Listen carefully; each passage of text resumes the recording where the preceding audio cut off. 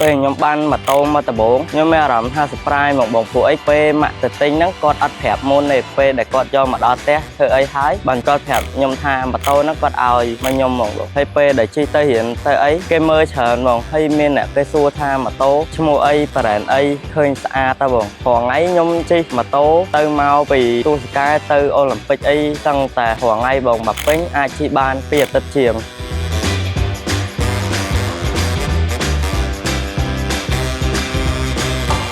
ជំរាបសួរបងខ្ញុំមានឈ្មោះថាគឹមហ៊ានសប្តាហ៍ថ្ងៃជាសិស្សរៀននៅសាលាវត្តភ្នំសប្តាហ៍ថ្ងៃជាអ្នកប្រើប្រាស់ម៉ូតូ Poyso Dichago នេះចំពោះម៉ូតូគីឡូខ្ញុំប្រើប្រាស់បានប្រហែលជា600គីឡូជាងហើយបងជិះទៅរៀនទៅសាលាទៅកាហ្វេជិះដើរលេងអីចឹងហ៎បង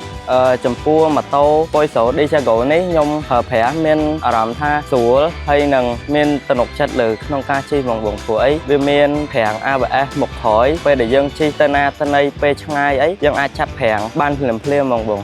តែdesign ម៉ូតូខ្ញុំពេញចិត្តទៅលើរូបរាងប៉ោងហើយស្អាតបងហើយចំពោះការឆ្លាញ់និងពេញចិត្តរូបរាងម៉ូតូមួយទៀតគឺកុងទ័រម៉ូតូបងកុងទ័រម៉ូតូស្អាតហើយវាមានកុងទ័រ2ឲ្យយើងមើលបងសម្រាប់ Smart Key ពេញចិត្តបងរបៀបយើងមកដល់ភ្លាមយើងចុចបើកបានភ្លាមមកបងទោះយើងនៅឆ្ងាយក៏យើងអាចចុចបើកឬប្រើគេឲ្យយកបើកកែបបើកអីបានដែរបង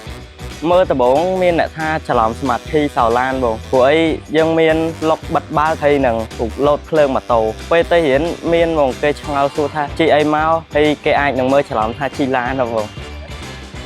ពេលខ្ញុំបានម៉ូតូមកដំបូងខ្ញុំមានអារម្មណ៍ថា surprise ហ្មងបងព្រោះអីគាត់ពេលម៉ាក់ទៅទិញហ្នឹងគាត់អត់ប្រាប់មុនទេពេលដែលគាត់យកមកដល់ផ្ទះធ្វើអីហើយបានគាត់ប្រាប់ខ្ញុំថាម៉ូតូហ្នឹងគាត់ឲ្យមកខ្ញុំហ្មងបងហើយពេលដែលជិះទៅរៀនទៅអីគេមើលច្រើនហ្មងហើយមានអ្នកគេសួរថាម៉ូតូឈ្មោះអីប្រែនអីឃើញស្អាតតើបងម៉ូតូដឹងបងដឹងមកពីប្រទេសបារាំងពីមុនមកធ្លាប់ដឹកពុកម៉ាក់គាត់លន់មកថាម៉ូតូស្រួលជិះហើយនឹងមានប្រាំង ABS មុខក្រោយហ៎បងពេលដែលត្រូវចាប់ប្រាំងភ្លាមបន្ទាន់ម៉ូតូដែលមាន ABS នេះចាប់ប្រាំងនឹងល្អបងអត់ឲ្យយើងមានគ្រោះថ្នាក់តន់ទេធ្លាប់ជួបពេលហ្នឹងជិះទៅកាហ្វេបងពេលហ្នឹងជិះប្រាំងឡានគេនៅខាងមុខហ្នឹងគេចាប់ងក់យើងគង់នៅក្រោយចាប់ប្រាំងតាមនឹងហ្មងបងវាអត់មានឲ្យយើងរបៀបបោកអីទេបងព្រោះថ្ងៃខ្ញុំជិះម៉ូតូទៅមកពីទូសកាទៅអូឡ িম্প ិកអីសឹងតែរងថ្ងៃបងមកពេញអាចជិះបាន2អាទិត្យជាងពេលមេឃភ្លៀងដាក់អវ៉ាន់បតនបានបងព្រោះកែភូមិស្រួលយើងដាក់អវ៉ាន់ចេញចូលលឿនបងវាខុសគ្នាបងត្រង់ពេលដែលយើងជិះម៉ូតូកម្លាំង110វាអាចជិះនឹងមានភាពអត់សូវលឿនហើយនឹងស្ទួកកម្លាំងម៉ូតូបងការចំណាយទៅលើការដូរប្រេងសិនខ្ញុំគិតថាអត់ថ្លៃទេបងទូទៅធម្មតាចំណុចម៉ូតូយើងត្រូវថែទាំហ្មងគឺបាយប្រាំងហើយនឹងប្រេងម៉ាស៊ីនណាបងត្រូវដូរប្រេងសិនឲ្យជាប់ពេលដល់ខែ